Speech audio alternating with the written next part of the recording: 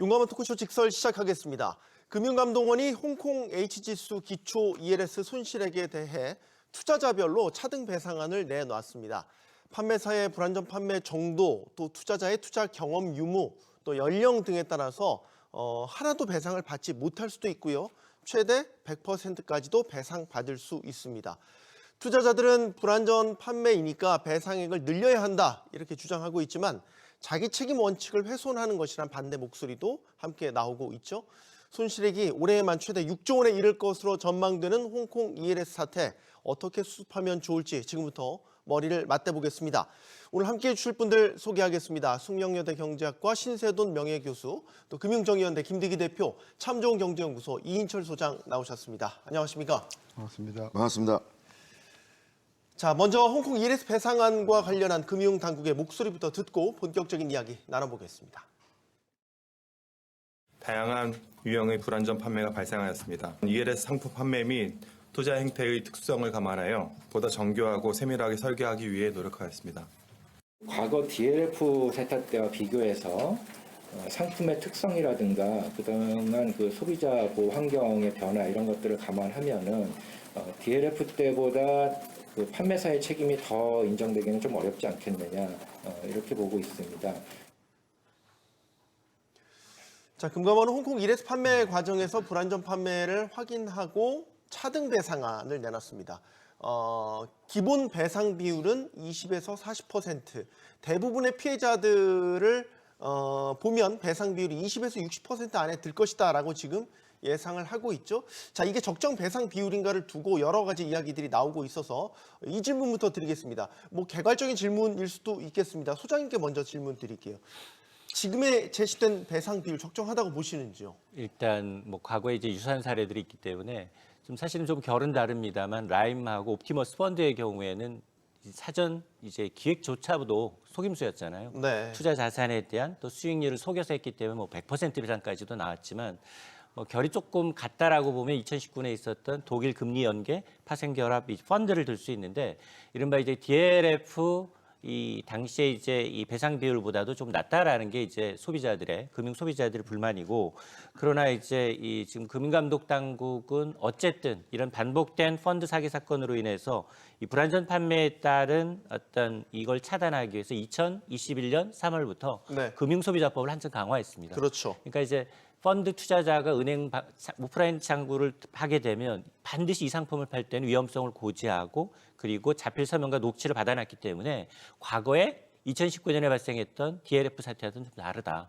그러다 보니 배상 비율이 지금 뭐 20에서 한 대체로 대부분의 투자자가 이번에는 한 60% 이상을 하고 있지만 DLF 당시에는 최고 80%까지. 네. 그러니까 상당히 조금 더 넓었었죠.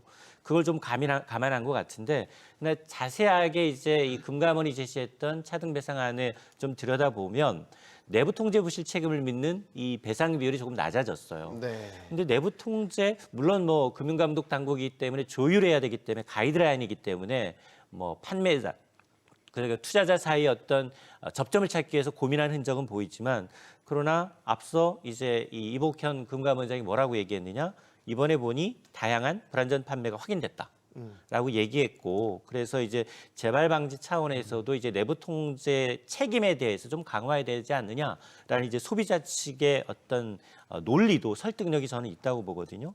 그래서 왜냐하면 당시 보면 이 상품을 많이 팔았던 2020년 이후를 보게 되면 H지수가 고점이지만 변동폭이 상당히 컸어요. 네. 그래서 위험성을 조금 어느 정도 인지할 수 있음에도 불구하고 이제 이른바 이제 KPI라는 성과 이 업무 성과 이제 지표까지 연계시켜서 은행이 좀 이 상품 판매를 독려한 점이 있기 때문에 이런 점에서 아마 내부 통제 이 부실 책임을 오히려 강화해야 되는 게 아니냐라는 생각을 하고 있습니다. 네. 신 교수님께서 어떻게 보시는지 궁금합니다. 이게 어쨌든 DLF 때보다는 기본 배상 비율 자체는 뒤로 후퇴했다라는 이야기가 나오고 있는데 상품은 또 다르고 여러 이야기들이 나올 수 있을 것 같아서요. 그 DLF는 네. 주목을 해야 될 게 앞에 D 이게 파생 상품이거든요. 파생 결합 펀드. 네. 네, 그다음에 F 펀드거든요. 네. 이번에 홍콩은 ELS거든요. 그러니까 E가 거래소예요. 네. 그다음에 S예요. 증권이에요. 네. 그러면 DLF라고 하는 상품은 두 가지 그 위험 요소를 갖고 있는데 이게 파생 상품에 기초를 했다. 그 파생 상품이라는 것 자체가 굉장히 리스크가 큰 거잖아요. 네. 반면에 거래소에서 거래되는 뭐 홍콩 지수라든지 뭐 코스피라든지 이런 것들은 그런 어떤 이 파생 상품이 가지고 있는 위험도보다는 훨씬 더 낮단 말이에요. 그리고 그 DLF는 펀드인데 이거는 증권이기 때문에 간단하게 놓고만 보더라도 ELS는 DLF보다는 훨씬 더 위험도가 낮다. 따라서 당연히 배상도 율이 낮아야 되는 게 그게 저는 정상이다. 저는 그래 봐서 이번에 정부의 대책은 여태껏 나왔는 어떤 그런 배상 메커니즘보다는 네. 진일보한 거다. 진일보한 거다. 진일보한 거다. 저는 그래 평가하고 싶고 네. 금감 원장이 말씀했다시피 굉장히 정교하고 세밀하게 설계를 하려고 노력은 했다. 그 노력한 흔적이 보인다. 그런 관점에서는 여태껏 나왔던 어떤 고위험 상품에 대한 은행이나 증권사의 판매에 대한 배상 기준으로서는 그래도 가장 진보된 저는 일단은 문제점은 많지만 네네.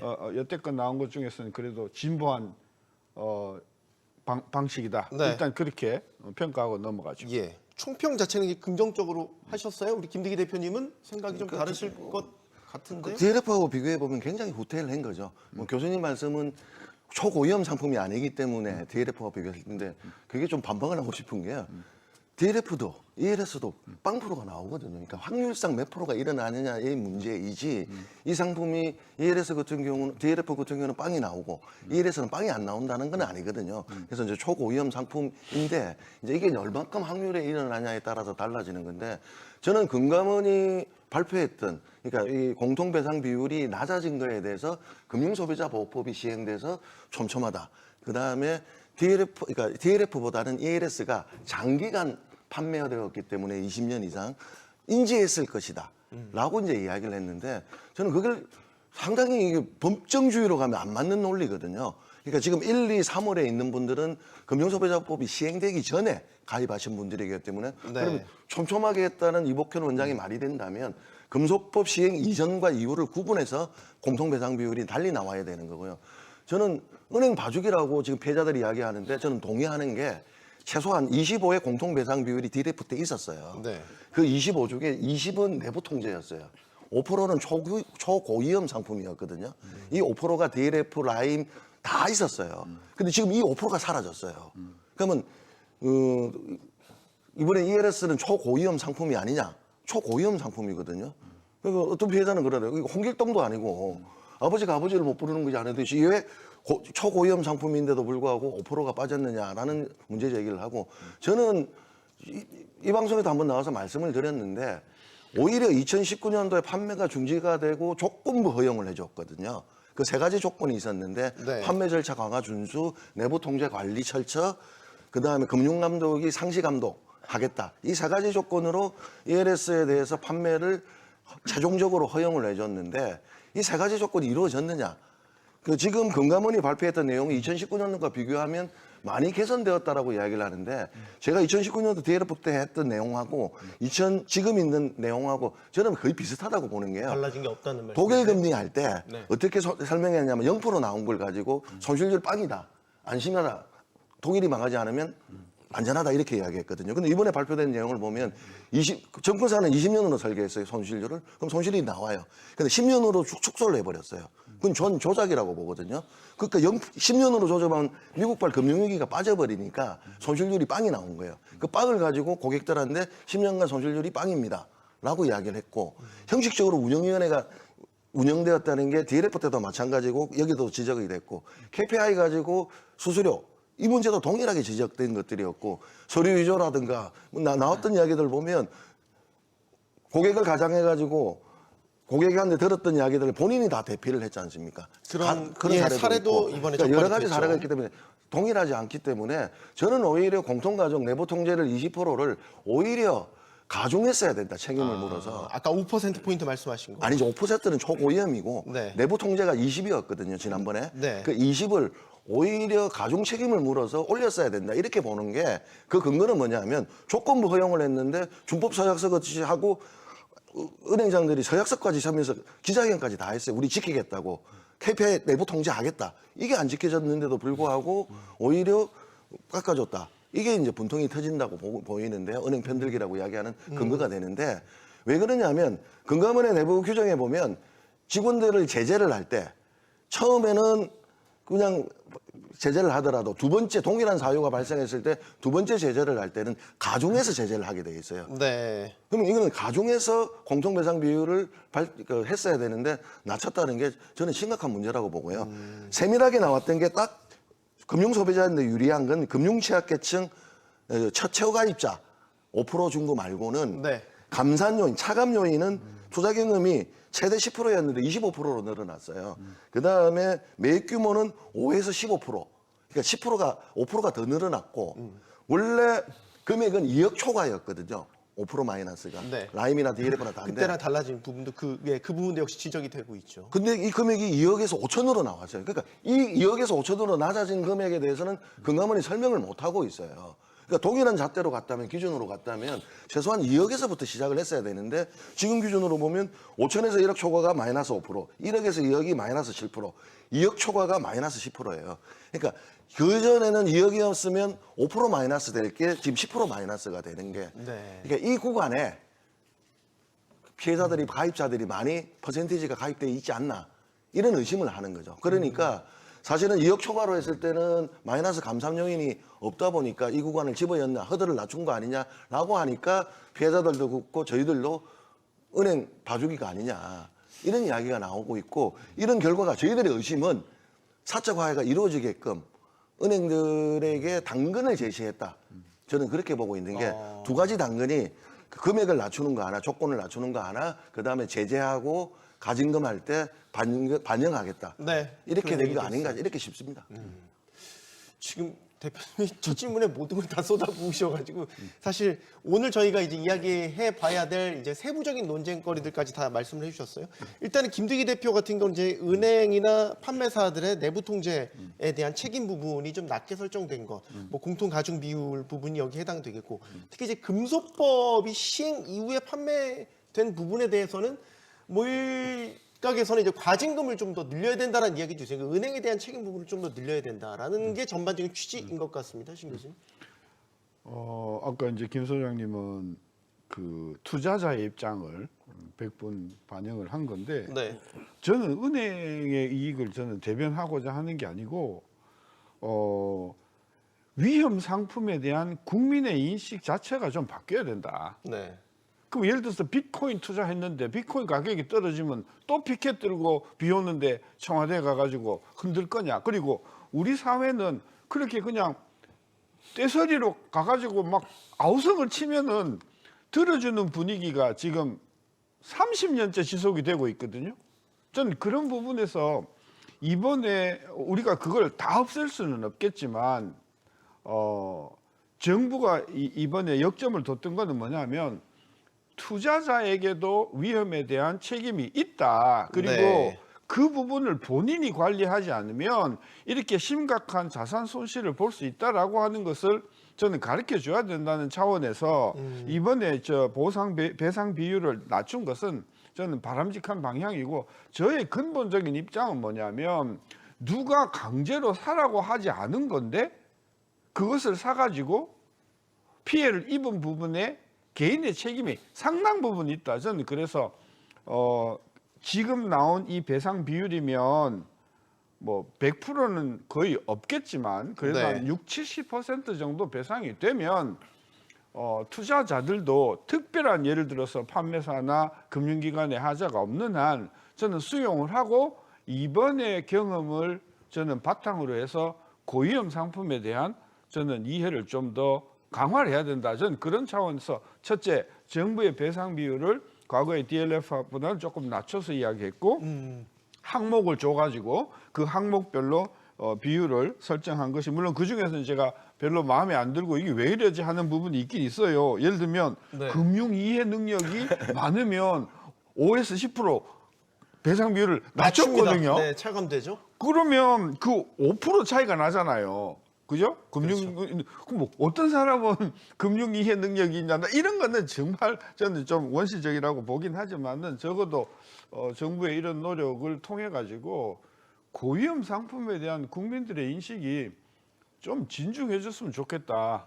그리고 금감원은 우리 이제 소장님은 금감원 책임을 물어야 된다고 하셨는데 예, 저는 어떻게 하면 이런 사건들이 안 일어날 것인가에 대한 예방에 대해서 예. 좀 더 저는 철저한 대책들이 앞으로 나와줘야 된다. 저는 그런 생각입니다. 네, 소장님. 아마 네. 이제 지난 1월부터 이제 이 사건에 대해서 이제 현장 조사를 통해서 은행, 증권사 11개 판매사를 이제 현장 조사해서 나온 결과를 데이터로 해서 기본적으로 이제 연령, 어떻게 가산점을 부여할 것인가, 네. 그리고 또 이제 투자 횟수, 여기에다가 얘기했던 투자 금액까지 논쟁의 소지가 분명히 있습니다. 왜냐하면 너무 빠른 시간 내에 가이드라인을 제시해서 자율배상안을 만들라라고 하다 보니 뭐 여기 보게 되면 고령자도 두 부류로 나눠요. 만 65세 이상. 그럼 64세는 안 되는 거고요. 그다음에 초고령자가 있어요. 만 80세 이상. 예. 이분들한테 왜 이 상품을 팔아야 합니까? 이분들은 10%포인트 가산점이 있는데 이 최고 0%에서 100% 배상이라고 얘기하고 있는데 이번 금감원의 이제 자료에 100% 저기 받는 분은 예시를 들지 않고 있어요. 최고 75%까지만 예시를 들고 있습니다. 80세 이상. 야, 가입해 봤더니 야, 내가 지금 예적금 만기된 거 그냥 갔는데 그것도 2억이 넘어. 억이 넘는데도 불구하고 아, 이거 안전합니다라고 해서 팔았는데 이런 분한테 지금 팔았다는 거예요. 또 하나는 횟수예요. 횟수도 보니까 20회가 가이드라인이야. 20회부터 51회 이상. 그랬다 해서 2에서 10%포인트 내로 차감을 하고 있고 금액도 기존의 2억에서 5천만 원 이하로 낮췄어요. 분명히 이제 소비자들, 투자자들 입장에서는 반론을 제기할 만하죠. 왜? 그때와 다른 게 뭐가 있는데 당연히 뭐 금융소비자법 강화가 된 거가 있고 형식적으로 누적되게 지금 뭐 이 그 판매사들은 불안전 판매의 책임을 좀 회피하기 위해서 받아놓은 증거 자료가 있기 때문에 그럴 거라고 좀 보는데 네. 그럼에도 불구하고 왜 이런 수치가 나왔는지 세계에 굉장히 논란이 될 수 있는 부분에 대해서 명확한 근거를 제시해 줘야죠. 전체 데이터를 봤더니 39만 6천 명, 40명의 데이터를 봤더니 이 데이터 가운데 이렇게 해서 이렇게 가이드라인을 내놨다라고 해주면 좋은데 그거에 대한 설명이 없어요. 그러다 보니 피해자 입장에서는 이게 뭐지? 야, 뭐 혹자는 모르는 사람들은 과거 봐 라임 옵티머스는 100%도 해줬잖아. 근데 이번엔 100% 받기가 정말 어려워졌는데 이런 생각을 하게 되는 거죠. 기타도 10%포인트 플러스 마이너스가 될 수 있게 해놨잖아요. 10%포인트면 상당히 큰데 기타는 뭐예요? 기타는 뭘까? 어떠한 것에 해당되지 않는 아주 특수한 그러니까 케이스. 이게 은행이 주려고만 안 먹으면 사실은 고무줄처럼 밀렸다 이렇게 줄였다 할 수 있는 주는 플러스 부분은 10%가 많았는데 저 은행 DLF 때나 라임 때나 뭐 했던 게 대표적 나온 게 이 상품 가입 이후 피해가 받고 나서 암을 걸렸다든가 그러니까 이거 위급한 상황이 생겼다든가 네. 딱한 사정 뭐 이런 것들을 반영하는데 저는 그래서 기타에 대한 반영도 필요하다 세부적으로 어느 은행은 되고 어느 은행은 안 됐을 때 가입자들끼리 피해자들끼리 비교가 그렇죠. 되거든요. 그때도 그런 말들이 많이 나왔기 때문에 기타에 대한 세부적 항목, 특히 감점에 대한 세부적 항목도 정해야지 은행이 임의로 정했을 때 마이너스 10이 들어갔을 때 안 그래도 적은데 그럼 이건 0%를 만들기 위해서 나온 게 아닌가 이렇게 말씀을 드리고요.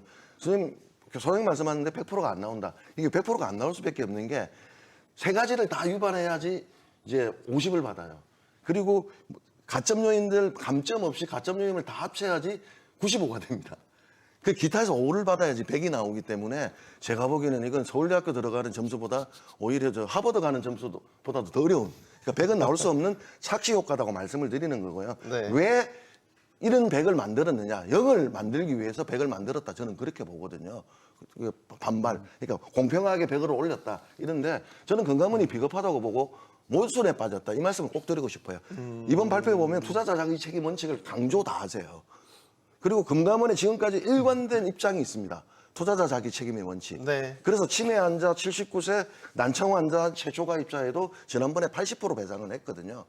그거는 이제 허들을 차라리 뭐 90을 올리는가 이렇게 하지 100은 점수로 계산이 나오게끔 하는 게 아니라 계약 취소 사유가 있는 그동안 라임이라든가 착오에 의한 계약 취소를 했던 100% 사유를 인정을 해서 예를 들어서 서류를 위조하고 대필했다든가 아니면 치매 환자라든가 이런 분들에게 계약 취소로서 100%가 되게끔 설계를 했다면 금감원의 논리의 일관성은 있어요. 근데 네. 투자자 자기 책임했고 점수를 매겨서 100이 나왔을 때는 그 사람은 자기 책임 원칙이 없는 거지 않습니까? 그렇죠. 그게 취소 사유가 왔는데도 100을 받을 수 있겠다는 거는 모순이고 미끼 상품이다. 착지 효과를 그렇게 해서 100을 만들었다. 이 말씀을 드리는데요. 네. 이게 오죽하면 우리가 저때 했던 DLF 때 79세 고령 최초 가입자 난청 환자가 80% 나온 게 저희들이 위임받아서 공익소송을 집단 분쟁을 했거든요. 네. 그러니까 이분이 지금으로 계산을 하면 제가 계산을 해보니까 68%가 나와요.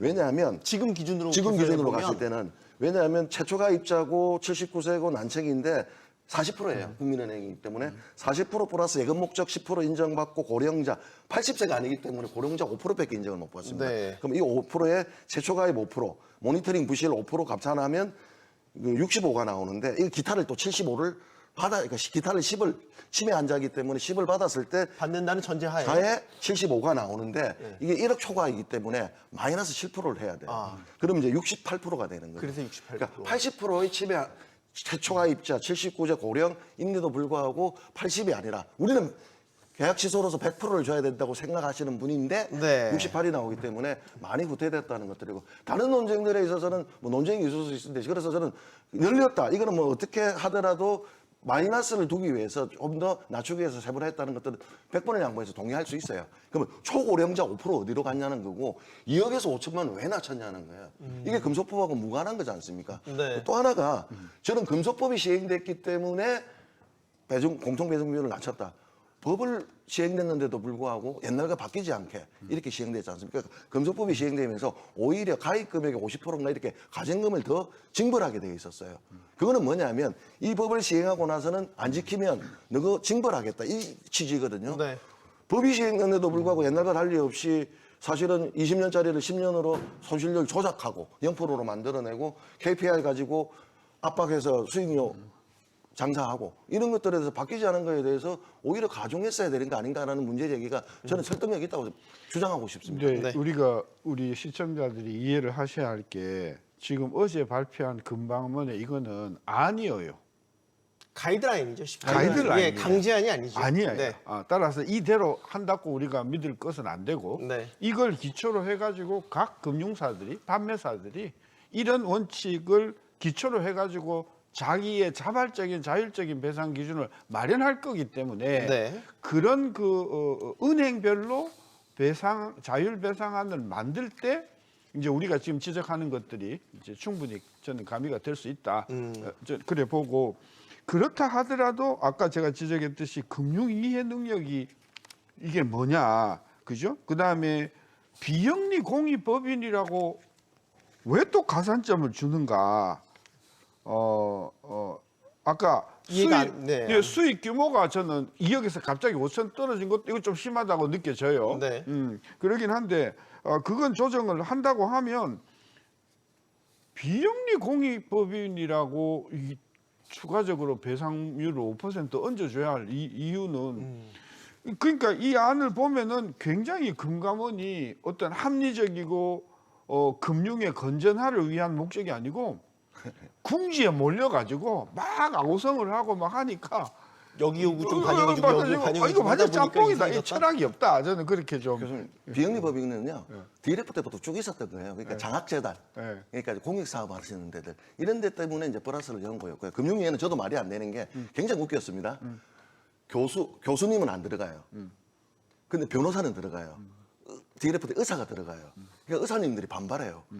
나는 문과가 아니고 이과인데 왜 경제학과 교수는 금융이해 능력에서 빼고 네. 의사가 들어가냐. 그래서 또 라인대로 또 바뀌어요, 기준들이. 그러니까 지금은 어떻게 나올지 발표를 안 했기 때문에 모르는데. 교수도 전공에 따라서 달라져야 되는 거 아니에요? 문과 그러니까 교수, 이과 교수. 그러니까 그래서 그 논쟁이 있으니까 교수를 아예 빼버렸댔는데 이게 금융이해 능력에 대해서는 저는 그냥 일반 투자자냐 전문 투자자냐 이렇게 구분을 하는 거 하고 그다음 임직원 그 회사에 근무하던 금융회사 임직원에 대해서는 이해 능력을 준다는 그는 동의할 수 있어요. 근데 변호사였기 때문에 의사였기 때문에 교수였기 때문에 빼다. 이게 이제 금융 이해 능력입니다. 근데 아까 비영리 공익법인이라고 뭐 그게 굉장히 좋은 일을 하기 때문에 빼준다나 그것도 그러니까 이게 제가 말씀드린 거는 새롭게 추가된 게 아니고 아니, 데이트레이프 그러니까, 때부터 계속 와 있었단 말이죠. 이게 그러니까 아니 오래된 나쁜 법이라는 것이죠. 왜 네. 공익을 정말 중요시하는 법인이라면 투자에 리스크를 감안해야 돼, 안 해야 돼? 그렇죠. 좀 더 안정적인 상품에 안정적으로 운용할 필요성이 그래야 되잖아요. 네. 이런 게 자꾸 들어가면 막 아주 그냥 위험한 투자해도 금감원이 나중에 이렇게 가산점을 올려준다라고 하는 건 굉장히 나쁜 선이 아닌가요? 저는 그래서 이 비영리 공익법인이라고 대우하는 게 단군 시대부터 있었다 하더라도 네. 이게 합리적이지 않으면 저는 빼야 된다. 그리고 딴 데다 이걸 얹어주자. 저는 그렇게 제안하고 싶은 거죠. 그러면은 은행권이 어쨌든 자율배상안을 어떻게 내놓는지가 이제 관건이죠. 이제 감독 당국에서 배상안에 대한 가이드라인을 제시를 했으니까 이걸 이제 기초로 준용을 해서 자율배상안을 내놓겠죠. 일단 거기에 얼마나 적극적으로 응할지가 궁금합니다, 소장님. 일단 그 칼을 들고 있기 때문에 가이드라인을 내줬고 그리고 자율배상이라는 이름을 하고 있지만 어쨌든 이번 이제 조사 결과에서 드러난 다양한 이제 이 불안전 판매 사례가 있기 때문에 이런 확인된 위법 행위에 대한 과징금이 부과가 될 거 아니에요, 나중에. 네.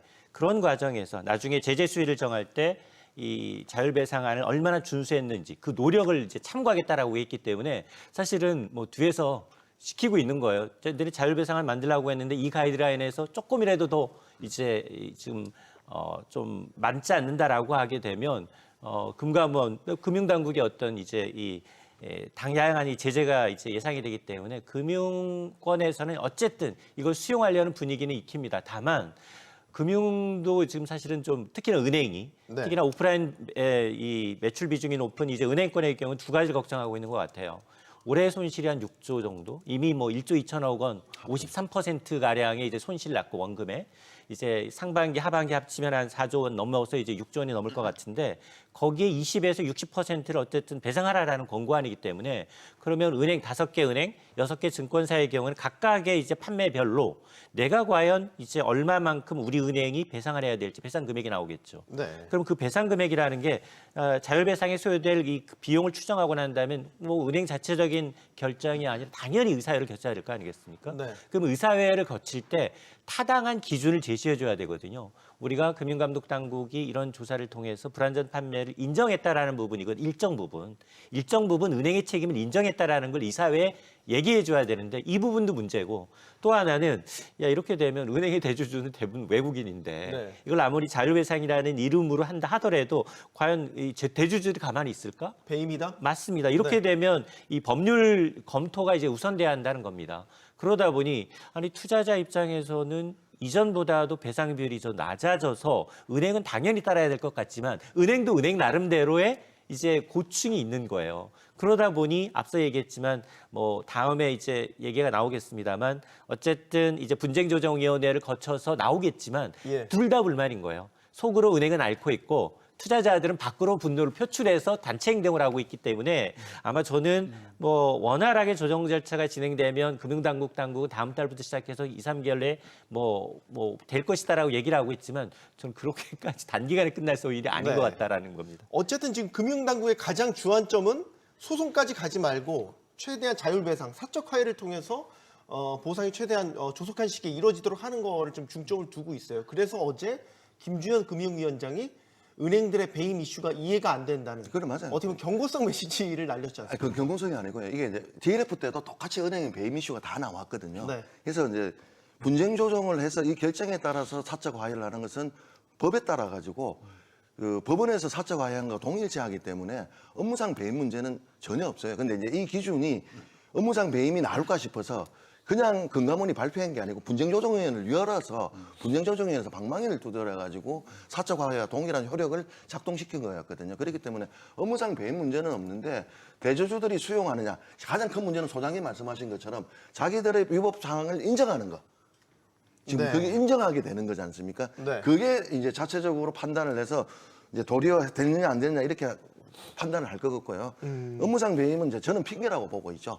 배임 문제는 이거 받아들일까 안 받아들일 건지. 그래서 업무상 배임이 있어서 그 논리를 또 깨려고 어떻게 하냐면 외부 자문위원, 우리 교수님 같은 분들을 보안으로 이름 밝혀지지 않고 네. 자문위원들을 심사해서 그분들이 심사해가지고 그 배상 비율을 결정하게끔 또 은행들이 했어요. 그러니까 그게 뭐냐면 배임 논리를 벗어나려고 했는데 그게 오히려 어떻게 악용됐냐면 배상 비율이 아무래도 낮아지죠. 지금 교수님은 배상 비율이 올라갈 거라 그러는데 저는 여기서 더 깎일 겁니다.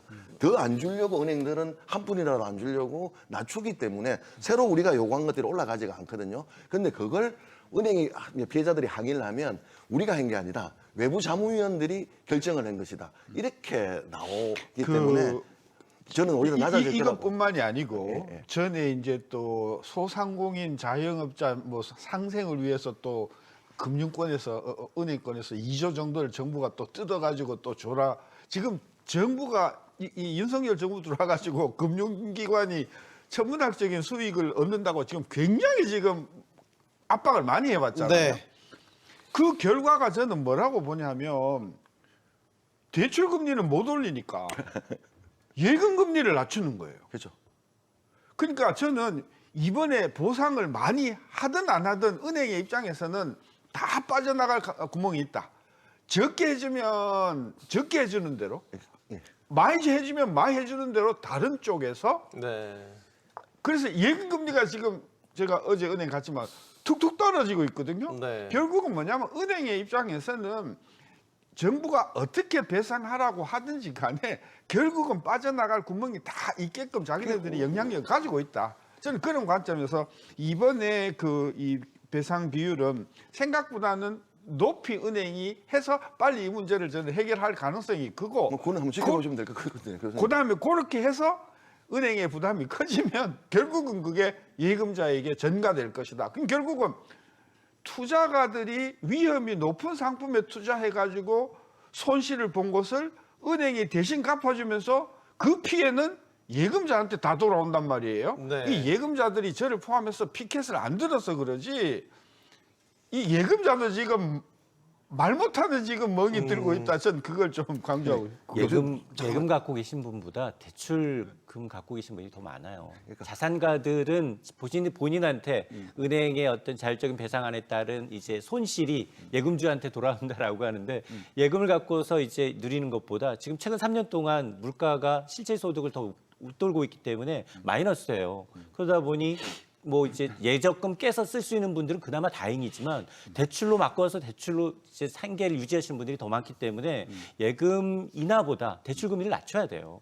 그러니까 지금 교수님이 전제가 고위험 상품을 가입했던 투자자 자기 책임을 이야기하는데 피해자의 대부분들은 이 상품이 위험하다고 설명을 못 들었고 10년 동안 손실률 없다. 나라가 망하지 않으면 이렇게 해서 안정성만 강조하고 들었기 때문에 거기에 대해서 은행이 책임을 가자는데 저는 뭐 다른 걸 다 떠나서 DLF 때 있었던 정통된 기준들에 있어서 그게 바뀐 과정에 납득이 돼야 되는데 금융소비자보호법이 시행되었기 때문에 낮춘다. 난 그게 이해가 안 되는 거예요. 5% 초고위험 상품인데도 없어진 것. 이런 거 2억에서 5천만 원 낮춘. 이런 게 이해가 안 되기 때문에 재산정해야 된다라고 보고요. 은행은요. 절대 재산정을 하지 않으면 이 기준으로 갑니다. 이 기준으로 가기 때문에 뭐 김준현 원장 소송을 가지 마라 했는데 이걸로 가면요. 이제 딱 구분됩니다.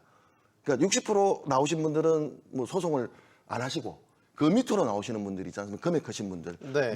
소송으로 가기 때문에 오히려 금감원안은 소송을 조장하는 안이 될 수 있다. 저는 그 말씀을 좀 드리기 때문에 다시 한번 이런 문제점들을 해서 금감원이 이게 확정된 게 아니니까 분쟁 조정해서 다시 재조정을 내주는 게 좀 합리적이 아니니까 그때 교수님 말씀하신 것처럼 금융이해 능력 빼고 그다음에 그 비영리법인 빼든가 이렇게 하는데 최소한 합리적으로 빠지지 않은 것들, 금액 낮춘 거나 5% 없어진 거 이런 것들은 다시 살려야 된다. 저는 그렇게 보는 거죠. 네.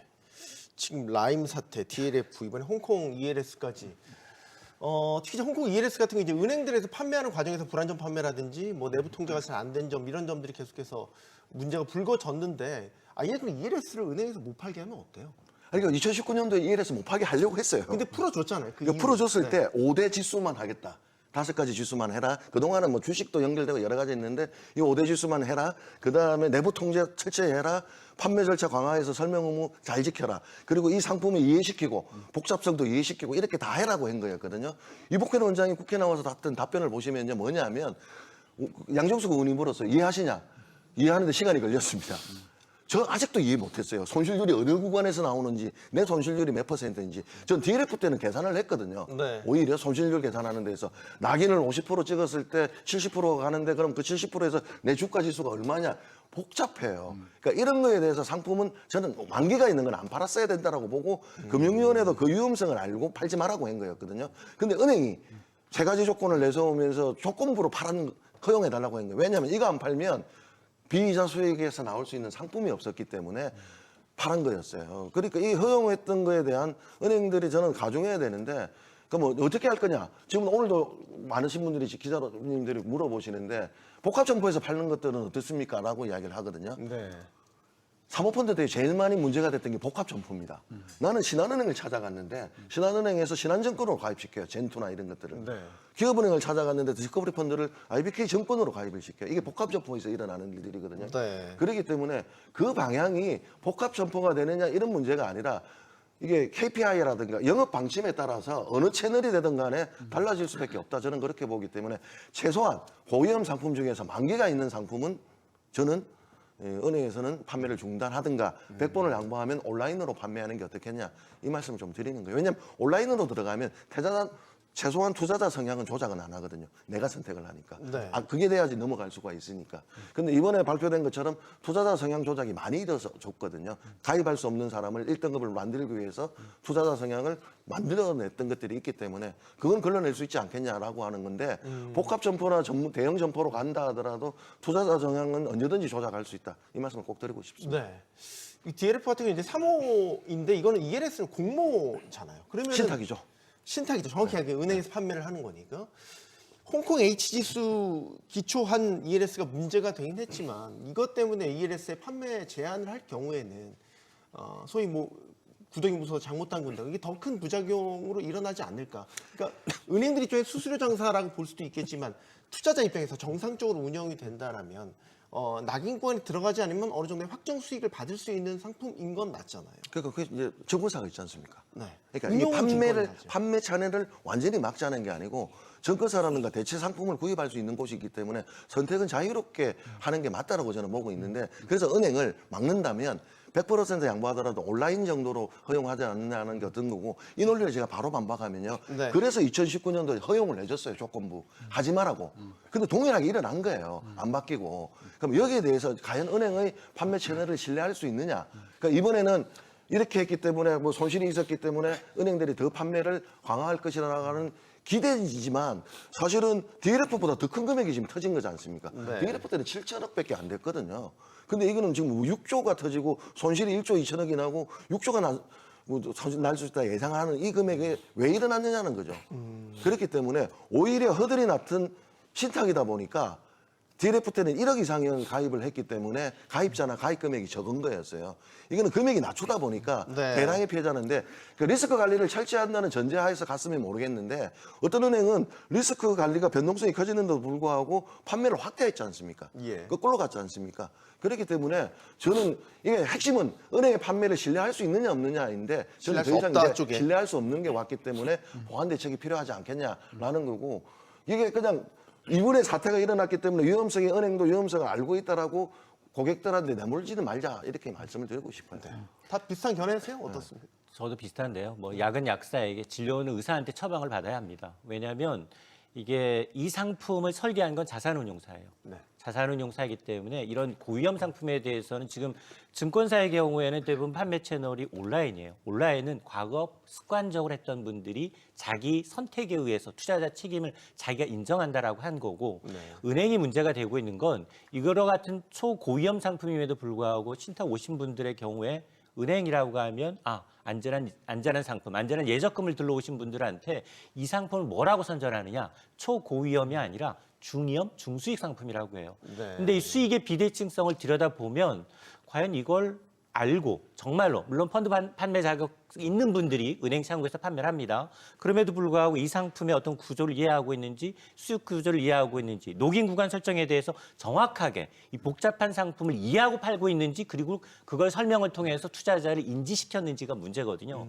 그래서 저는 이게 나중에도 똑같은 문제가 반복돼요. 4년 전에도 똑같이 하지 말자라고 허용해 줬거든요. 네. 왜냐? 그동안 은행은 예대금리 차 마진 이용해서 계속 이자 수익 갖고는 뭘 니네가 지금 글로벌 은행을 발돋움 하겠느냐. 비이자 수익에 대한 어떤 욕구 능력이 이쪽으로 표출되다 보니 네. 실제로 지난 3년 동안 이 고객들이 수천억 원 손해볼 때 은행권은 5대 은행만 수천억 원 이익 봤어요. 선취 수수료입니다.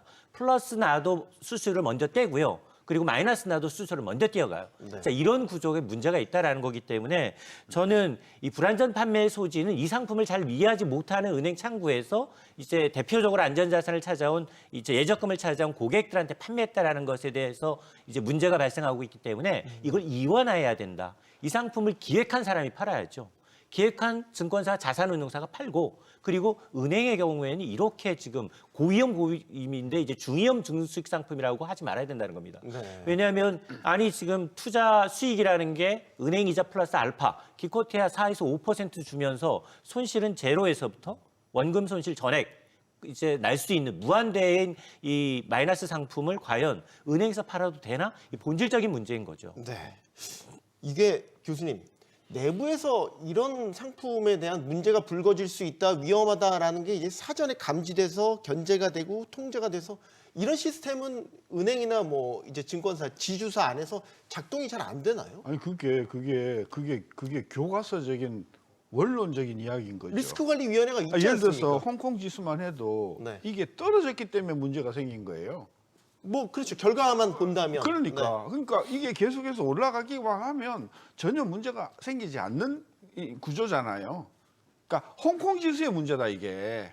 홍콩 지수의 문제인데 홍콩 지수의 문제로부터 지금 이 말하자면 이 ELS가 문제가 생긴 건데 이렇다 그래 가지고 우리가 이걸 또 금지시키면 그러면 홍콩 지수만 빼면 되죠. 홍콩 지수만 빼고 다른 지수를 넣고 ELS를 팔면 되는 거죠.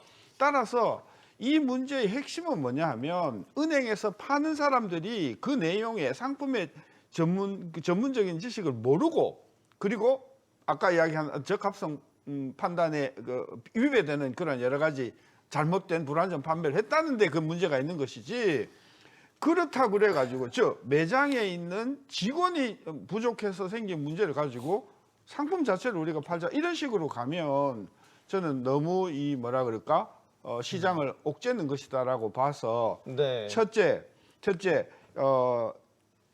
홍콩 지수 문제 때문에 생긴 이 문제를 가지고 ELS 상품 전체를 우리가 은행에서 팔지 못하게 하는 것은 너무 많이 나간 것이고 과하다. 네. 그다음에 은행에서 파는 사람들이 그러면 자기가 예금 업무도 하고 정금 업무, 보험 업무도 하고 그리고 투자 상품을 판매하는 그걸 기대하는 것 자체는 저는 어렵다. 그런 관점에서 보면은 아예 은행에서 그런 그 전문적인 투자가 지식이 필요한 상품을 팔지 못하도록 하는 것이 더 나을지도 모르죠. 제 답은 이겁니다.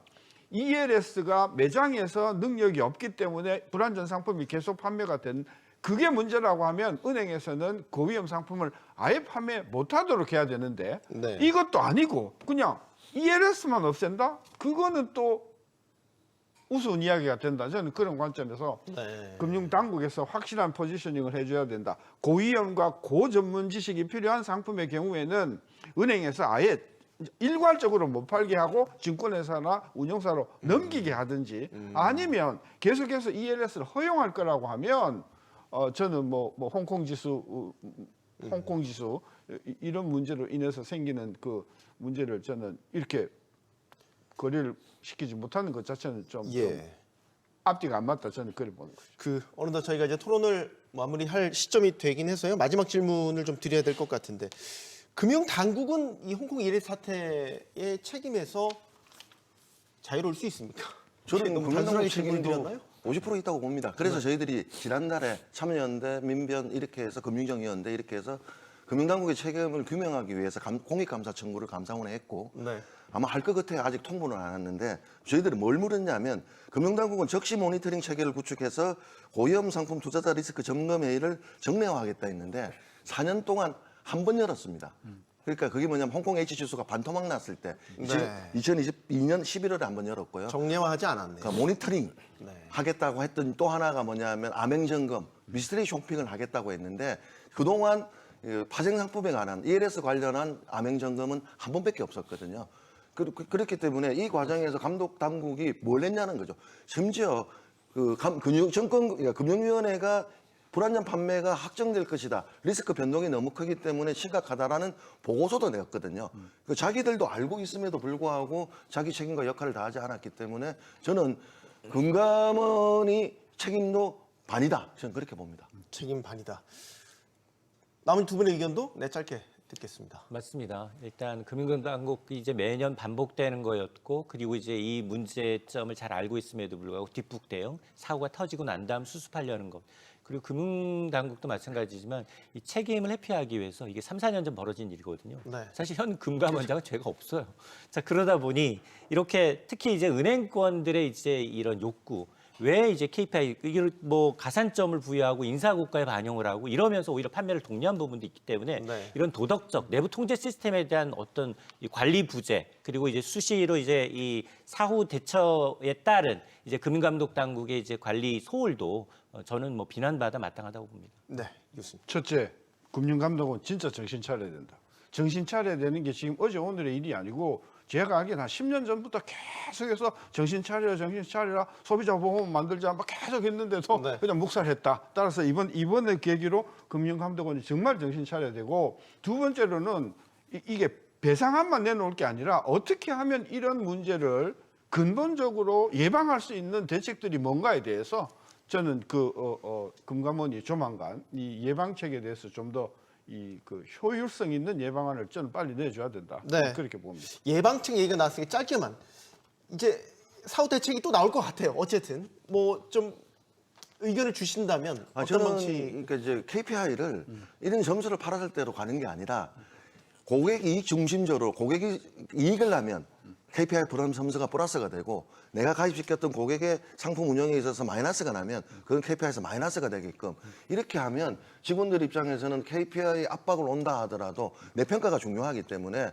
은행의 통제에서 조금은 독립성을 가질 수 있다. 저는 그렇게 봅니다. 네. 저는 지난번에 제안했지만 금융 상품의 리스크 정도에 따라서 네. 트리플 S, 더블 S, S, 그러니까 S라는 게 굉장히 위험하다. 네. 이런 차원에서 상품에 설명하지 말고 이거 굉장히 고위험하다 하는 것을 알려주면 저는 소비자들이 상당히 그 부분에 대해서 조심하지 않겠는가. 그런 관점에서 상품에 소고기 등급 매기듯이 네, 네. 저는 금융 상품에도 등급을 매겨서 쉽게 소비자들이 위험도가 높다는 걸 인지할 수 있도록 해주는 조치가 저는 시급히 필요하다고 보는 거죠. 네. 아마 금융권의 자율배상안이 나올 때까지 이런 식의 갑론을박은 계속해서 이어질 것 같습니다. 그런데 근본적인 의문이 있습니다. 이번 사태가 터지기 전에 감독당국의 사전 예방 시스템, 또 금융권 내부의 감시 체계가 제대로 작동을 했는지 이 의문을 지울 수가 없습니다. 오늘 저희들의 토론은 여기서 마치겠습니다. 고맙습니다.